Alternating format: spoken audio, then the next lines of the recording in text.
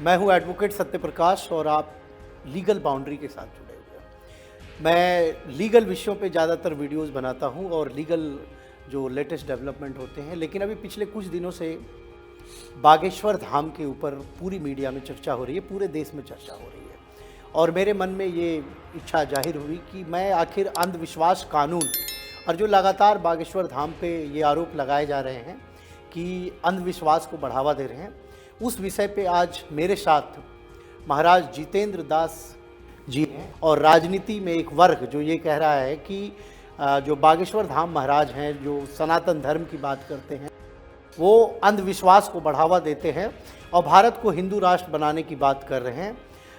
महाराज जी, आपका स्वागत है। और मैं सबसे पहले आपसे जानना चाहूँगा कि आप एक तो बहुत कम उम्र के हैं और आप सनातन संस्कृति, हिंदू धर्म और इस परंपरा को आगे बढ़ाने में लगे हुए हैं, तो जो लगातार इस प्रकार के आरोप लगाए जा रहे हैं हिंदू धर्म के ऊपर, सनातन संस्कृति के ऊपर, उस पर क्या कहना चाहेंगे आप? पहली बात तो यह है कि आपका बहुत बहुत धन्यवाद है और आपने बहुत ही उत्तम प्रश्न किया है। जैसे कि देखा जा रहा है, मैं भी कई बार देखता हूँ, जैसे कि बागेश्वर धाम, अभी श्याम मानव जी ने केस किया, उससे पहले एक बार और धमकी भी आ चुकी है। जो भी कोई भी सनातन धर्म को आगे बढ़ाते हैं या हम अपनी संस्कृति को आगे बढ़ाते हैं, जैसे कि आपने देखा है कलयुग में ही नहीं, सतयुग में, त्रेता में, द्वापर में भी भगवान राम के लिए एक धोबी ने आक्षेप लगाया। उसी प्रकार से जब हम कोई अपने सनातन संस्कृति को आगे बढ़ाते हैं, उसी प्रकार से जब कोई ऊंचाइयों को छूता है तो ये धर्म विरोधी जो होते हैं ना, वो पीछे लग जाते हैं किसी को गिराने के लिए। मतलब आपका कहने का मतलब ये हुआ कि जब ऊंचाइयों को छूते हैं या सनातन संस्कृति के खिलाफ साजिश है, क्योंकि ऊंचाइयों को छूने वाला तो हर वर्ग में, हर क्षेत्र में है बराबर, लेकिन सनातन संस्कृति, खास करके जो हमारे हिंदू धर्म गुरु हैं, उन पे हमले किए जाते हैं। क्योंकि कई मीडिया में वर्ग है, उसमें जो चर्चाएं हो रही है, जो देश में चर्चा हो रही है, जी जी, उसमें ये बात आ रही है कि आखिर चर्चों में भी तो इस प्रकार की रिलीजियस कन्वर्जन हो रही है, मौलाना भी करते हैं, जो उनके पीर होते हैं वो भी करते हैं, आखिर उन पे क्यों नहीं आवाज़ उठाया? देखिए एक बात हम आपको बताएंगे कि जैसे मान लीजिए कि अभी उन्होंने देखा कि अभी एक बात और आपने देखी होगी कि माइंड रीडिंग, अब कई बार ये चर्चा चली, अब जैसे मौलानाओं के लिए, फादरों के लिए, उन पे क्यों नहीं उठाते हैं? पंडित धीरेन्द्र कृष्ण शास्त्री पर ही क्यों उठ रहा है सवाल? उससे पहले और भी संत हुए हैं जब तो किसी ने नहीं उठाया, जबकि कुछ 400 कुछ लोग, कुछ परिवार हमारे सनातन में आए तो उन्होंने ये उठाना चालू कर दिया कि भाई हमारे धर्म को छोड़ करके ये सनातन में जा रहे हैं या अपनी हमारी संस्कृति को छोड़ करके उनकी संस्कृति में जा रहे हैं।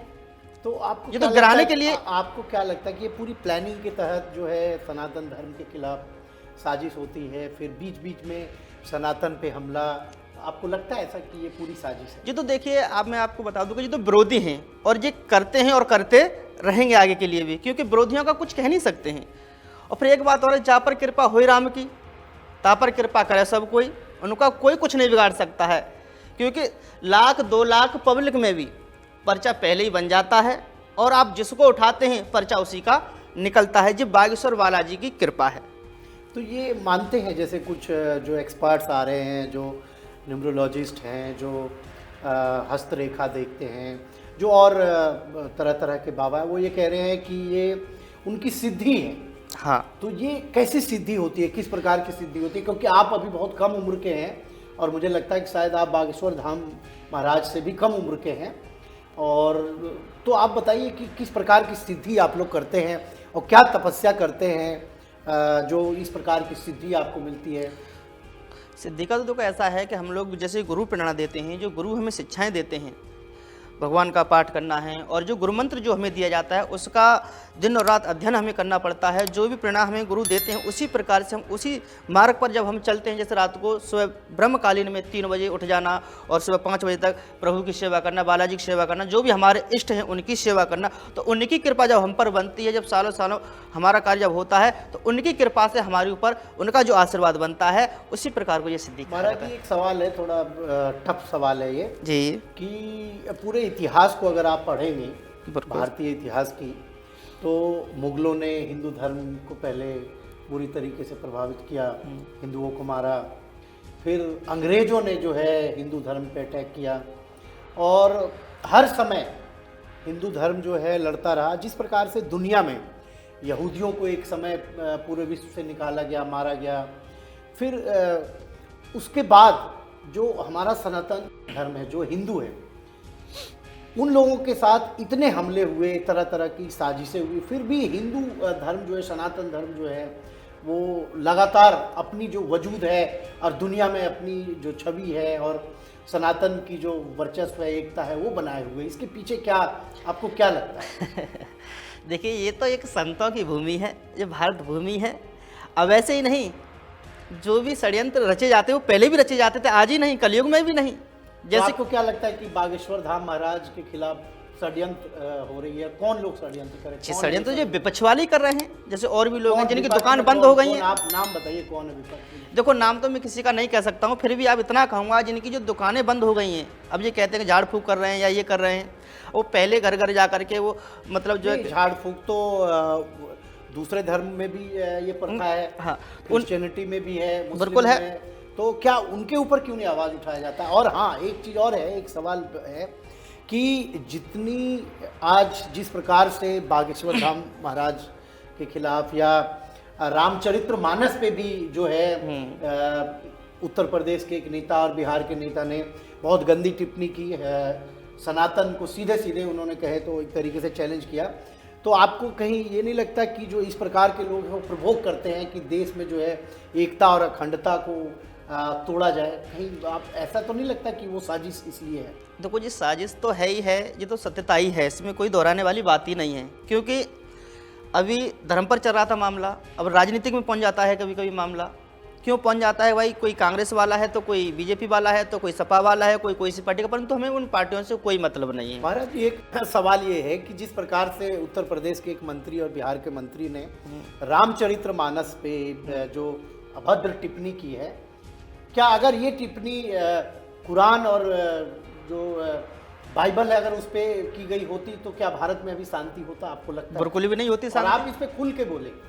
इस पर बिल्कुल भी शांति नहीं होती, क्योंकि ये हमारा आज का ये नहीं, काफ़ी सालों पुराना ये ग्रंथ है। बाबा तुलसीदास जी ने लिखा है, उनसे भी पहले वाल्मीकि जी ने भी ये रामायण लिखी है।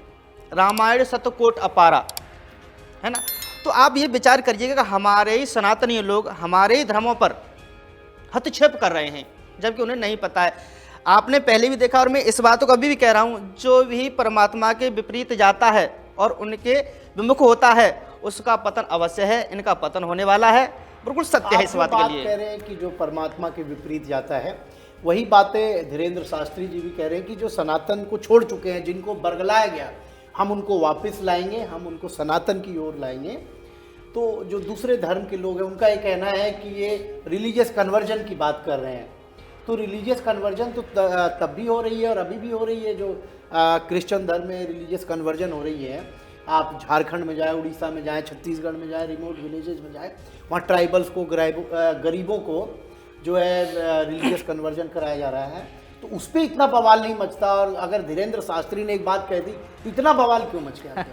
देखिए, आप जानते होंगे कि जो हकीकत है कि उन लोगों पर कोई भी एक्शन नहीं ले रहा है। बट जब जब सनातन धर्म पर कोई अच्छा कार्य होता है, जब कोई अच्छा या कोई भी प्रकार से, जैसे बागेश्वर धाम हो गए, और भी संत हुए हैं पहले, ये तो अब आए हैं, पहले भी और भी संत हुए हैं। हमारे परम पूज्य सदगुरुदेव राम भद्राचार्य जी आज तक कभी टीवी पर लाइव नहीं आए, परंतु पहली बार वो टीवी पर लाइव रहे हैं ना। उन्होंने भी यही शब्द कहा, जो बागेश्वर धाम कर रहे हैं वो सत्य कर रहे हैं, और ये मैं अपनी तरफ से कह रहा हूँ, ये मेरा ही सत्य वचन है ना। तो अब जब वो सत्य कह रहे हैं, अब कई लोगों ने ये भी कहा, और भी जो तुम्हारे जो मौलाना हैं या शिख हैं, अभी कल परसों की बात है, अभी हिंदू और मुस्लिम, जो मुस्लिम की जो कन्या थी, वो हिंदू धर्म में जो ठाकुर की सेवा करती थी, उसने खूब बढ़िया तरह से कहा कि हिंदू धर्म से बड़ा कोई धर्म नहीं है और उससे अच्छा कोई भी धर्म नहीं है। हर धर्म की अपनी अपनी विशेषता है, और धर्म सब अपने अपने धर्म, क्या आप जो आस्था रखते हैं, जो आप मानते हैं, वो सर्वोच्च उसको मानते हैं, बराबर। लेकिन एक बात, ये सवाल हर किसी के मन में है कि आखिर सनातन धर्म ही क्यों? सनातन धर्म टारगेट लोग कर रहे हैं, जो विपरीत वाले लोग हैं। मैं आपसे पहले भी कह चुका हूँ और अब भी कह रहा हूँ यही बातें कि जैसे कि पहले भी सनातनों को ही, जो राक्षस प्रवृत्ति के जो लोग होते हैं ना, जैसे पहले भगवान राम थे, वो सनातनीय थे, हिंदू तत्व थे और अपना सत्य पर अटल रहे थे। अपनी सौतेली माता की बात को मान करके उन्होंने वनवास चले गए। एक सवाल और है महाराज जी, आप दुनिया के अन्य देशों में, चाहे हमारा पड़ोसी मुल्क पाकिस्तान है, वहाँ तो मास कन्वर्जन, वहाँ तो हिंदू बचे ही नहीं। इसके अलावा ब्रिटेन में, ऑस्ट्रेलिया में, अमेरिका में हिंदुओं पे हमले होते हैं, मंदिरों को तोड़ा जाता है। इस विषय पे आप क्या कहेंगे कि मतलब जो पूरी अंतर्राष्ट्रीय एक कॉन्स्पिरेसी है जो सनातन के खिलाफ, वो एक्टिव हो जाती है ऐसे समय में? एक्टिव ये इसलिए है, देखो हम लोग एक्टिव हो रहे हैं और होते रहेंगे। अब समय, हर मनुष्य समझदार हो गया है। अब किसी के बहकावे में कोई भी हमारा राष्ट्रीय भक्त आने वाला नहीं है। हमारा सनातनी, हमारी संस्कृति, हमारे हिंदू जितने भी भाई हैं, वो कोई बहकावे में आने वाले नहीं हैं। हम सदैव अपने हिंदू राष्ट्र के लिए, जो कि जवाहरलाल भी कहते थे इस बात के लिए, जो है ना। देखिए, मैं और अब भी हम यही बात कह रहे हैं। हमारा जो चैनल है वो ज़्यादातर वैसे विषयों को उठाता है जहाँ पे कोई कानूनी पहलू या कानून से जुड़ा, कानून में प्रावधान है बराबर, जो इस प्रकार के जो व्यवस्था बनी हुई है उसके लिए कानून में प्रावधान है। जैसे महिलाओं से रिलेटेड जो अपराध है उसके लिए 307, 354 है, और अंधविश्वास रोकथाम के लिए कोई स्पेसिफिक कानून वैसा नहीं है। महाराष्ट्र सरकार ने कानून बनाए, लेकिन जो बातें उठ रही है कि अंधविश्वास, तो आखिर अंधविश्वास पे एक हॉलिस्टिक वृहत लेवल पे, बड़े स्तर पे कानून, तो क्या ये टारगेट करने की एक कोशिश है कि जो हिंदू और सनातन की बात करेगा उसको टारगेट करने के लिए जो एक वर्ग है वो एक्टिव होके ऐसे कानून की बात कर रहा है?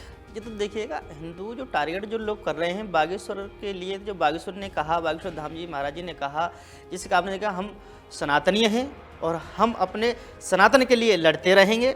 और उसी प्रकार से, क्योंकि अब उन्होंने कहा कि भाई लोगों ने केस चालू कर दिया कि भाई ये इस प्रकार से कह रहे हैं, ये सत्य है। हमने ब्राह्मण हैं, हम जब शास्त्र पढ़ना जानते हैं तो शस्त्र भी चलाना जानते हैं। आप जो है बहुत सारे वो आप जो परिधान पहने हैं और जो आपने माला पहन रखी है, इसकी ज़रा विशेषता बताइए कि जो लोग हैं वो ये कहते हैं कि बाबा जो है ढोंग करते हैं, कुछ बाबा वो समाज में अंधविश्वास फैलाते हैं, वो क्या, इसकी क्या विशेषता, थोड़ा आप बताएं ताकि लोगों को ये क्लियर हो कि आखिर आपकी साधना और सिद्धि जो है वो है, हम जिस चीज़ को मानते हैं, जो हमारी सनातन संस्कृति है, उस संस्कृति के तहत जो हमारी आस्था है हम उसको प्रमोट करते हैं, या इससे क्या कनेक्शन है माला से, चंदन से, ये थोड़ा आप बताइए।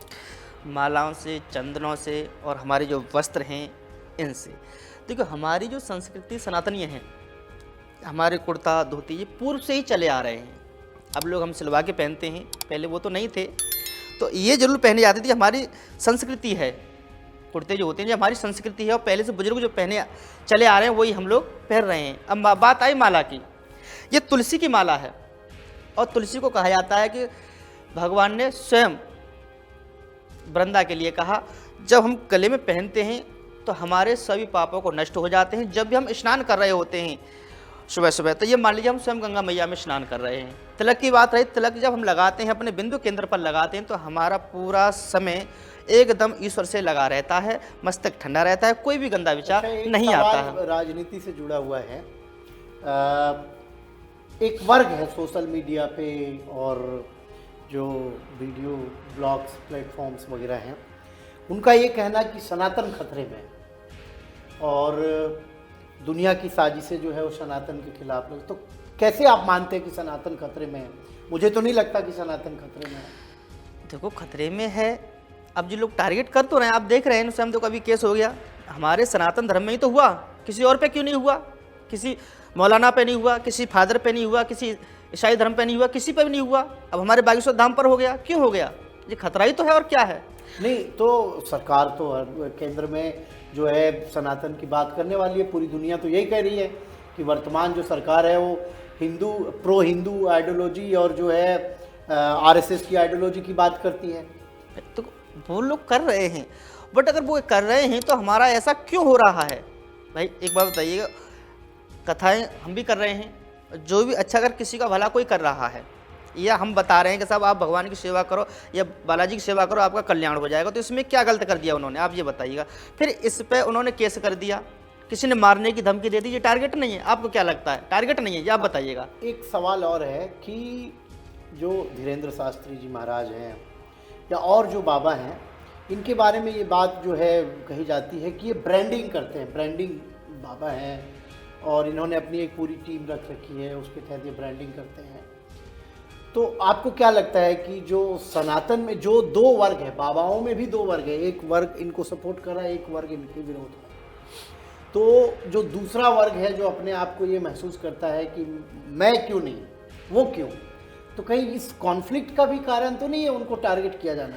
तो ऐसा नहीं कि मान लो कि उनका टारगेट करना, बात ये नहीं है, बात ये भी हुआ है कि आप जल्दी तो वो लोग जो अलग हैं उनके भाई वो बड़े लोग हैं, बड़े संत हैं, मैं ज़्यादा टिप्पणी तो नहीं करूँगा उनके बारे में, फिर भी इतना ही कहूँगा जो गुरु रामभद्राचार्य जी ने जो भी शब्द कहा और कह रहे हैं वो, जैसे कि मान लीजिए किसी ने कहा कि भाई जोशी मठ है उसे दरार आगियों से जोड़ आइए, ऐसा नहीं है, क्योंकि जो चीज़ यहाँ तक कृपा ठाकुर जी की होती है वो वहीं तक सीमित रहता है। वो स्वयं भगवान तो नहीं कह रहे अपने आप को ना कि भाई हम ये करके दिखा देंगे, उन्होंने तो नहीं कहा ना।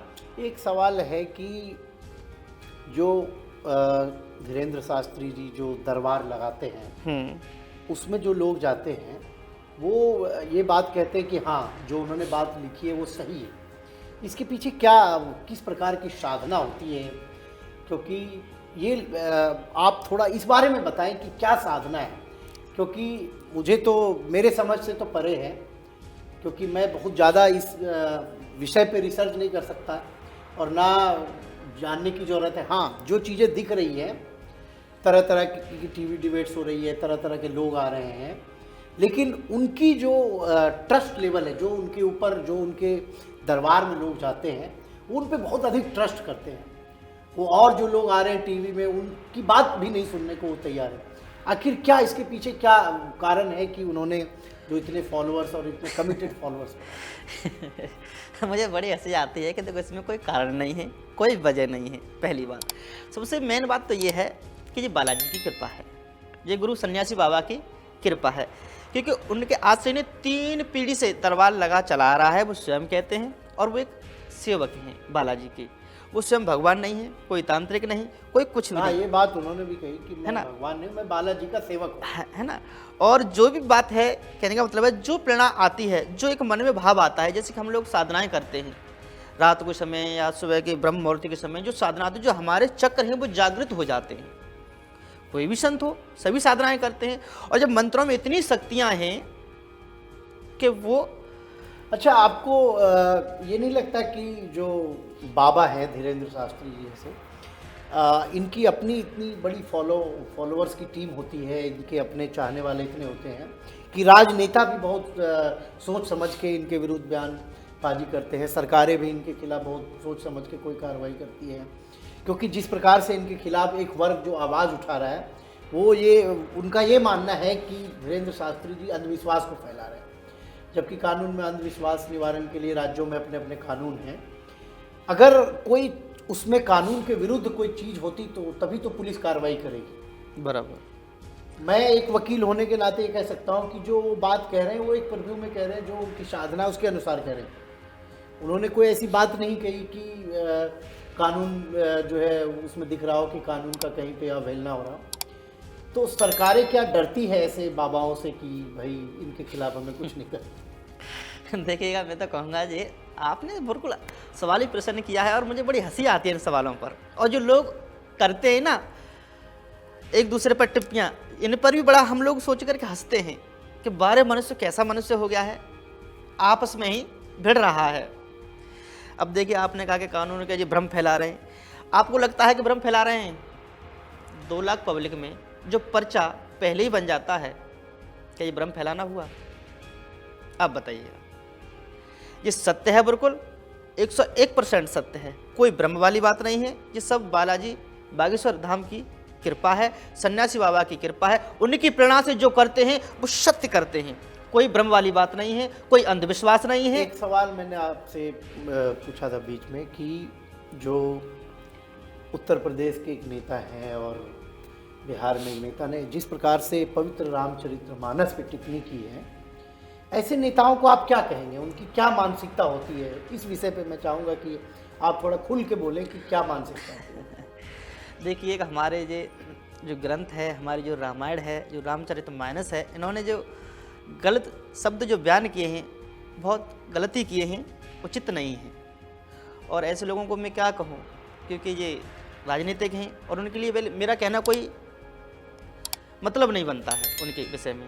पर हाँ, इतना जरूर कहूँगा, जिन्होंने मेरे प्रभु के बारे में कुछ कहा है वो जल्द ही बिल्कुल सपा हो जाएंगे।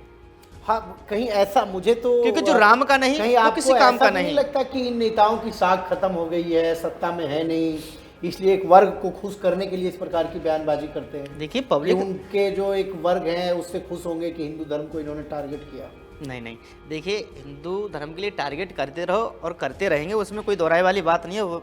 वर्ड क्या चलता है कि हमें ये पता है कि हमारी जो सत्य होता है ना, सत्य वो कभी डिगता नहीं है और न कभी झुकता है, वो सदैव अटल है और झंडा गाड़ते हैं, गाड़ते रहेंगे। बहुत बहुत धन्यवाद आपका, आप लीगल बाउंड्री से जुड़े। आप लीगल बाउंड्री को लाइक करें, सब्सक्राइब करें, शेयर करें और बहुत जल्द मैं किसी अन्य मुद्दे पे आपके समक्ष फिर से आऊँगा। तब तक के लिए धन्यवाद।